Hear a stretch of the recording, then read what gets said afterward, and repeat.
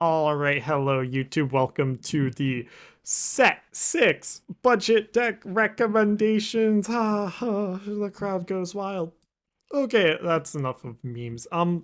So yeah, my previous iteration of this video sucked so much because I was being way too rambly. However, there is a clarity of purpose this time, and that clarity of purpose is him.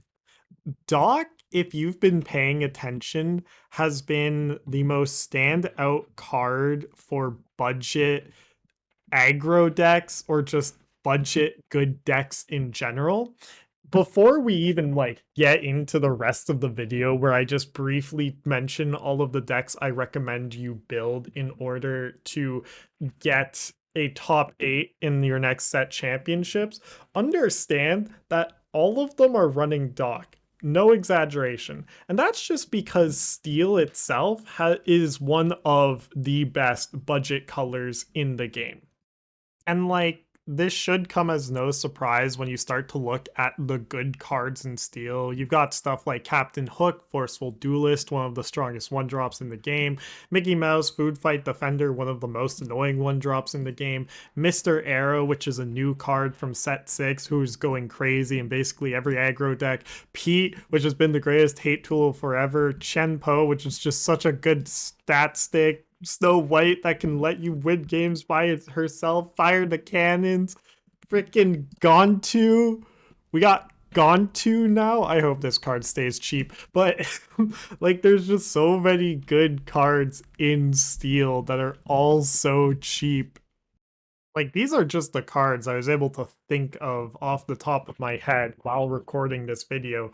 But let's just let's go over the decks now. Let's go over the decks that are you can win set championships with these decks in set 6. I'm going to say with 99% certainty. Okay, maybe not that high. 80% certainty.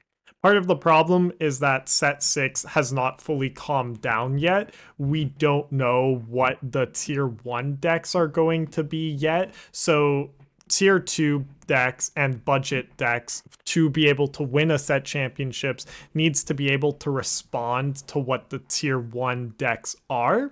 Typically speaking, the way you win a set championships with these budget decks is that you have a really good matchup into one tier 1 deck and then a really horrendous one into another, or an okay one across the board against tier 1 decks, and then just amazing matchups into tier 2 decks.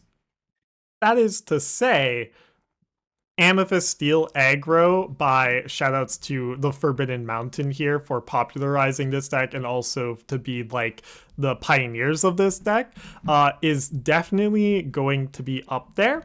Now, the exact 60 cards you should be running in this list is still unknown, but if you at a glance, this deck is just solid. It has an aggro game plan and a mid-range game plan, so your matchup spread ends up being fairly nice, where against decks that are running Diablo, you have Fire the Cannons and Smash to deal with them. And then decks that are running Sapphire, you just have Maleficent and Mr. Arrow, Mr. Smee, the White Rose. You have the Gas Pedal with Gontu, and oh, sorry, this is even the Misty Mountains list. This is my list. The Misty Mountains list, I'm not sure which is going to end up being the better list. I keep clicking the wrong one, is this one. They're running Fairy Ship, Royal Vessel, and the Library Gift for Belle. I cut these because I'm a locations hater, but I can definitely see them being good because you have all of these control tools, but we aren't going to spend too much time going over each individual deck. I am interested in making a video about this deck later, but go just check out the Forbidden Mountains video on it. They are really good at explaining this one. Now, of course, we have to talk about my locations aggro deck. But this is 90% of the reason why I wanted to make this video. With a whopping 28 locations, I've already made that joke in the other deck. This deck just sort of works. Same idea with Amethyst Steel. You have a mid-range game plan, and then you have an aggro game plan. So then your matchup spread becomes against mid-range. You have your own value tools to try and outvalue that matchup matchup. But then against the Sapphire decks or control decks like Emerald Steel, you have your speed game plan where you just play Daisy Duck, Mr. Smee, and Doc again. They're all showing up and win. The big card in this deck is John Silver and Fix It Felix Jr. They have sort of similar purposes where they make the locations that you're playing matter a lot more because they just make it way more annoying for your opponent to deal with them, and they'll constantly be generating lore for you while you can beat down their characters with your Captain Hooks and Mr. Smeeze and Daisy Duck, because hilariously enough, you don't always want to be questing with Daisy, but I'm making a Metafy guide on this deck. That's coming out soon. You get to look forward to that. Check the description if it's already there.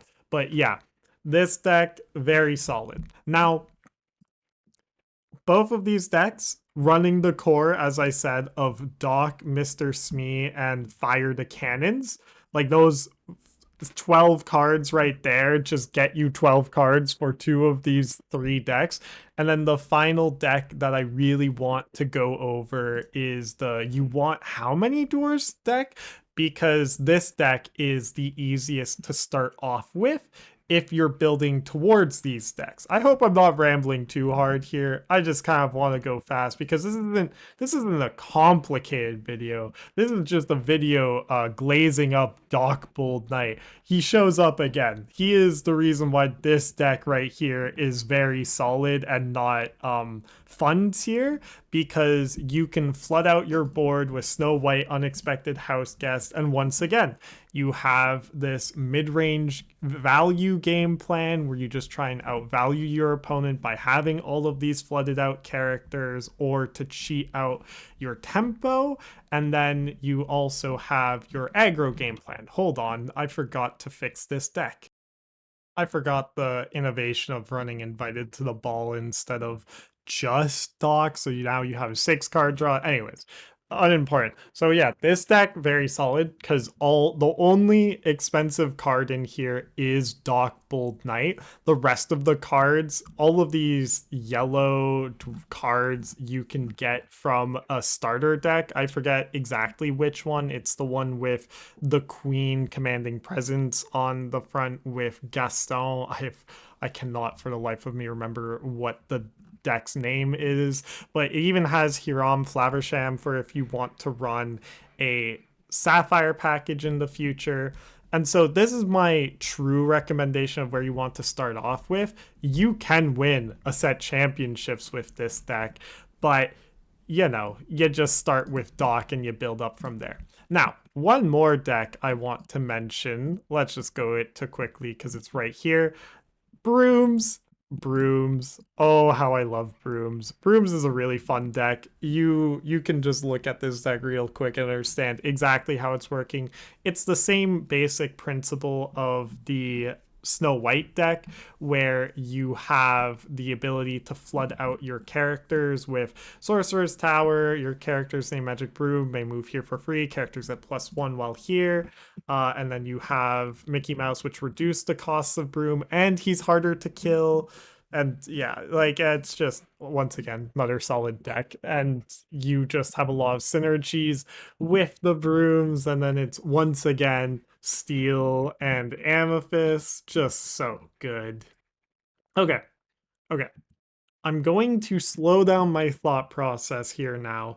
And we're going to talk about the other color that is good for these budget decks. Purple. Purple is already a very quick step up in price thanks to Madame Mim and the new Genie Wish Fulfilled. However, this archetype has been around for a long time now, and it's very unlikely to be going away anytime soon. If you're looking for the most efficient starter deck to get, it's the bounce control one with Merlin and Tiana on the front, because it gets you started with 1 Madame Mim Fox, 1 Merlin Rabbit, as well as 3 Madame Mim Snakes. Does it have 4 Merlin Crabs? I don't remember, but it has you 3 Merlin Goats, and it's just a solid starter deck in regards of having cards in it. But yeah, like those are the two big colors, amethyst and steel, for the aforementioned reasons of they have hate tools and they have mid-range tools. Purple has all of these evasion and high quality characters, and then steel has direct removal that's really cheap, as well as the strong cards that we've already gone over to death. And yeah, that's it. That's the video. Those are my recommendations. Amethyst Steel Aggro or Amethyst Amber. Sorry, not Amethyst Amber. Amethyst Steel Amber Locations Aggro. This is not the Locations Aggro. This is Locations Aggro. Two very solid decks, two very good decks. And if you're looking for a deck to start off with to build up into these, you got the Seven Dwarfs. Okay.